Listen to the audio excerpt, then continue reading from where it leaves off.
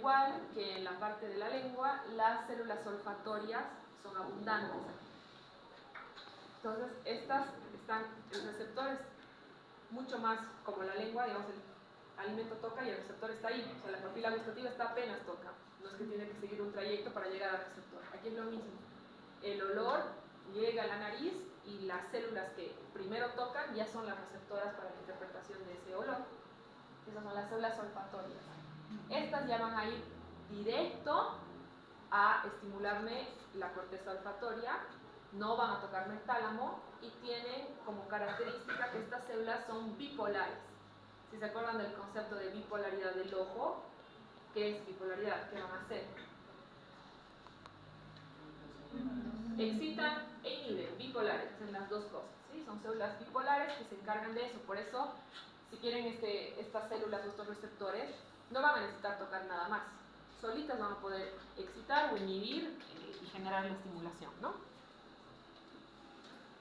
Entonces estas células tienen la capacidad primero de secretar moco para también brindar lubricación y protección a la nariz, y también tienen los cilios, que los cilios, ¿para qué hay los pelitos en la nariz? Para protegerte del polvo. Es como un mecanismo de eliminación de bacterias. Si hablamos del aire, incluso permite que el aire se humidifique y se vuelva a una temperatura aceptable para nosotros, ¿no? Entonces, igual, secretan moco, estas células. La parte de los cilios va a ayudar también a esta, como protección, barrera para limpieza o filtrar estas partículas que pueden ingresar a la nariz, y también para graduar un poco el aire o la temperatura con la que ese aire va a ingresar, ¿ya? Y va a tener las células que secretan, o sea, la estructura dentro de estas células olfatorias que secretan moco son las glándulas de Bowman. Entonces, el mecanismo de acción, como estamos hablando, no hay un circuito neurológico como lo anterior, porque esto va directo. Como son células bipolares, su mecanismo de acción o de excitación de estas células va a ser la apertura o el cierre de los canales iónicos. Sencillo, nada más. Para excitarse entonces la célula olfatoria, va a generar movimiento más fuerte de los cilios de la célula, y la célula va a abrir sus canales o los va a cerrar dependiendo de lo que quiera hacer. Entonces, el mecanismo de acción de estas células es el cierre y la apertura de los canales iónicos, y utiliza como segundo mensajero para hacer esto a la proteína G. Se acoplan a la proteína G para hacer esto mucho más rápido. También se pueden ayudar o pueden recibir la parte de la función de estas células, pueden recibir ayuda del AMP cíclico como otro segundo mensajero para potenciar aquí el estímulo. Como es algo que va a ocurrir todo el tiempo y no hay otra estructura cercana, entonces se utilizará a la proteína G o al AMP cíclico para lograr la excitación, sobre todo de las células, y para generar ese potencial eléctrico. Van a tener entonces primero estimulación directa, que es una estimulación un poquito más débil, puede ser incluso a veces, que dependiendo del olor también. Si es un olor desagradable, probablemente la estimulación sea un poco más fuerte, generará otro tipo de descargas incluso cerebrales. Así el olor es un poco más neutro, que no genere tanta estimulación cerebral. Entonces, dependiendo del tipo de olor, serán los fascículos nerviosos que se van a ir activando, y también habrán mecanismos químicos o descargas neurológicas.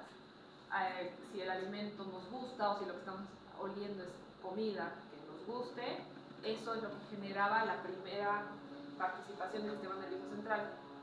Acuérdense que el proceso de deglución empezaba así, o empieza así. Ustedes sienten o huelen el alimento y eso ya empieza a hacer que el cerebro se prepare para la ingesta de ese alimento. Entonces, esa es la estimulación química que se puede producir desde que nosotros olemos el alimento, para la descarga de la saliva, los jugos digestivos más abajo en el estómago y demás. ¿Se acuerdan de cuánto parte la neurona en voltaje? Menos 65. Y casi todas tienen un voltaje similar. Si se acuerdan del tubo digestivo, el tubo digestivo parte un poquito más arriba, en menos 55 más o menos. Y el olfato, como no tiene un circuito de ascenso como lo demás, es mucho más rápida la señal que se transmite, el voltaje también es menor. va a partir de menos 55, entonces es más sencillo que con ese cambio de polaridad de los canales iónicos estas células se excitan. ¿Sí? Si partiera de menos 65 como el resto de las neuronas, sería más difícil. Entonces parte un poquito más arriba. Y esto genera, como hay potenciales de acciones continuos, este voltaje lo hace más sencillo el trabajo de esas células y de ese cambio de iones que va a haber en la célula olfatoria, ¿no? Entonces, el olfato, primero es de los más primitivos de los sistemas o funciones que se van desarrollando en el ser humano. No se conoce tanto del olfato, sabemos que no toca el tálamo, pero tampoco se entiende del todo la vía de transmisión final, digamos, para llegar hasta la corteza y la interpretación. Pero lo que sí se sabe es lo que les decía anteriormente, que la forma de estimulación de estas células va a ser la despolarización. ¿Sí? Va a ser el intercambio de iones de lo que está en el intra y en el extracelular. El olfato tiene estas células ciliadas o estas células olfatorias son parte de los quimiorreceptores. Entonces, los quimiorreceptores tienen una capacidad de adaptación, se van a poder adaptar, pero es un proceso que va a ocurrir de forma lenta y que en muchos casos no ocurre de forma total. O sea, es una adaptación parcial. Lo mismo va a ser, son quimiorreceptores igual, los receptores que va a tener la lengua, que va a tener el gusto. Y si hay algún tipo de daño, digamos, de lo que son estas células de estos sentidos, el que trataría de suplir tendría que ser el sistema nervioso central, pero no se sabe puntualmente qué parte. ¿Sí? No sabemos si toca en algún otro punto al sistema límbico. Y después de que ha ocurrido el estímulo olfatorio, como está tan cercano a la corteza y a todo lo que está en el interior, el potencial de acción que se genere es un potencial de acción sumamente rápido y a la vez también paralelamente se va a generar el sistema de inhibición.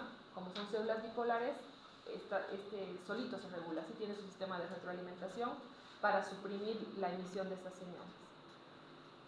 Hay un montón de olores que se pueden distinguir, como todos los olores que generen más disgusto, que sean más fuertes, olores pútridos, acre, olores de materia fecal incluso, van a ser los que estimulen mucho más estas estructuras, estos receptores, que los olores agradables, y también serán los que generarán el recuerdo de esa sensación, ¿sí?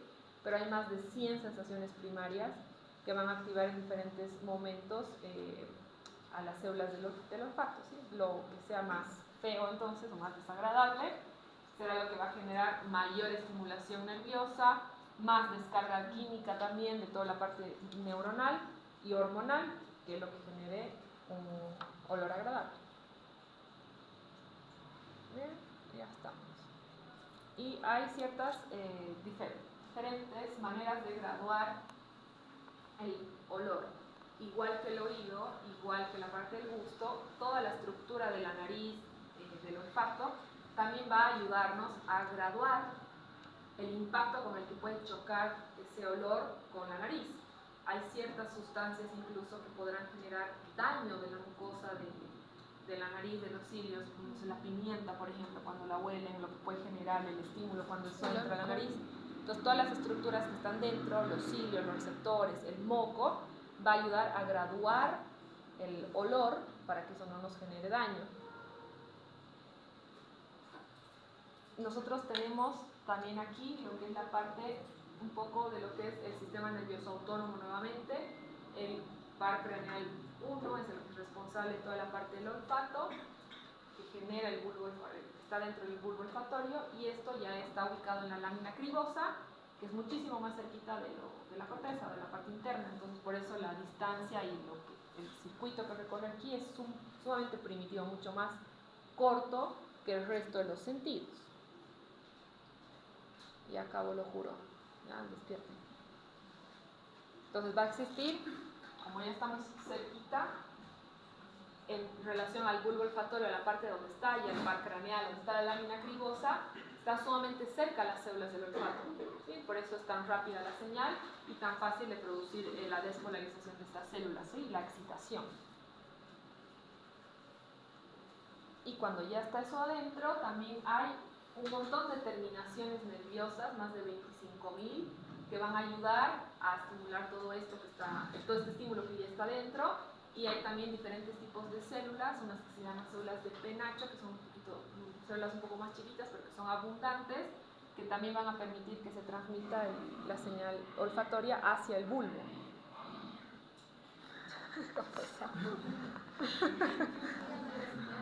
Ha entrado no sé, entró un perrito.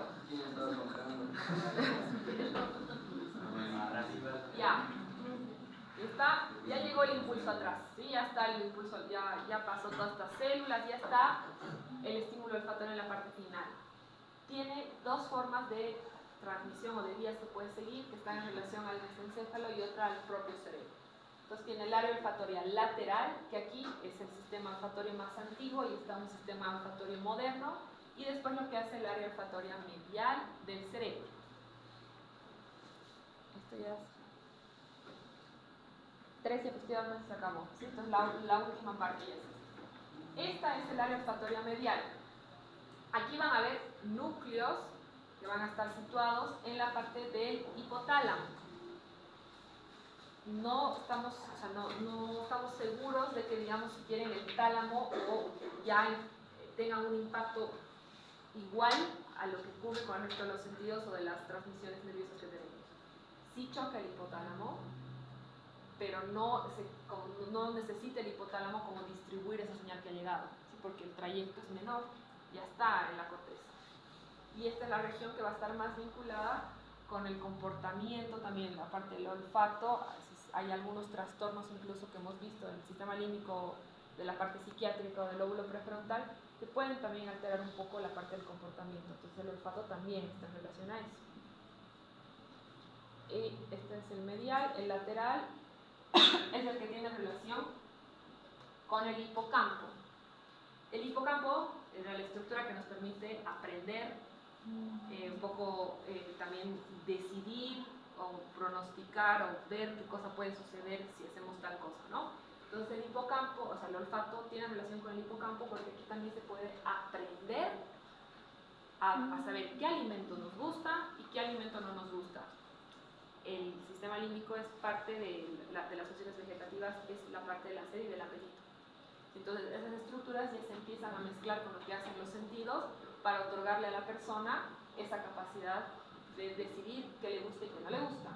Y eso ya directamente después de que el hipocampo actúe con esa parte, y el estímulo va a chocar la corteza, ¿sí?